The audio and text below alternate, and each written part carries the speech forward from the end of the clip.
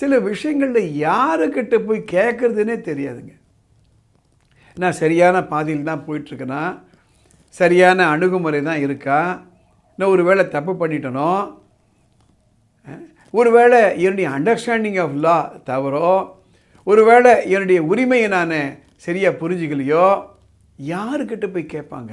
அதற்காக I created a window called உரிமை அறிவோம் சட்டம் தெளிவோம்.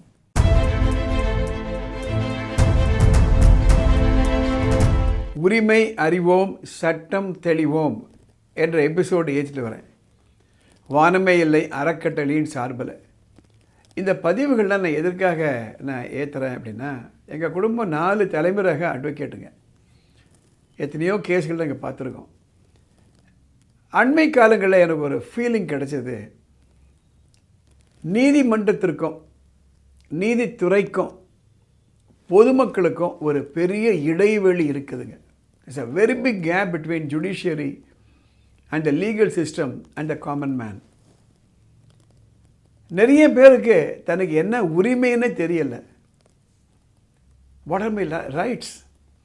And if my rights are denied, where should I go? They are not aware of it. அதற்காகத்தான் இந்த பதிவுகள்லாம் நான் போட்டிருக்கேன். சில நேரங்களில் தவறான உரிமையை நினச்சிக்கிறாங்க, தனக்கு இந்த உரிமை இருப்பது போல் நினச்சிக்கிறாங்க. அதுக்கு போய் ஒரு வழியை தேடுறாங்க.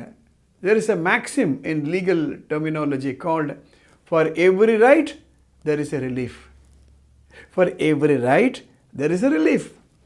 உங்களுக்கு ஒரு உரிமை ஒன்று இருந்தானா அதுக்கு உண்டான ரிலீஃப் உங்களுக்கு கிடைக்கும். Provided you knock at the right doors. சரியான கதவுகளை, சட்டத்தின் கதவுகளை தட்டினால் உங்களுக்கு நியாயம் கிடைக்கும். இந்த பதிவுகளுடைய ஒரு முக்கியமான அப்ஜெக்ட் என்ன தெரியுமா?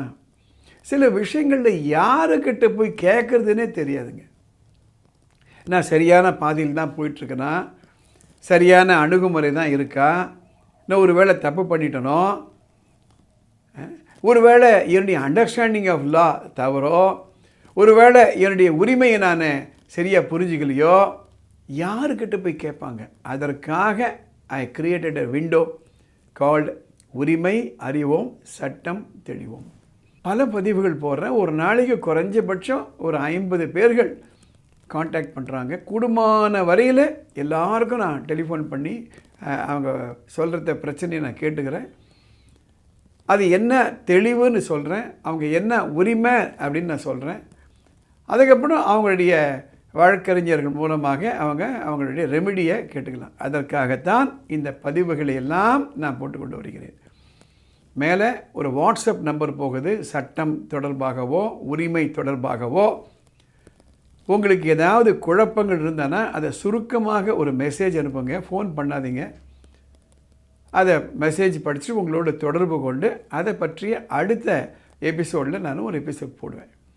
இந்த பதிவு உங்களுடைய நண்பர்களுக்கு பயனுள்ளதாக இருக்கிறீங்களா லைக் பண்ணுங்கள், ஷேர் பண்ணுங்கள்.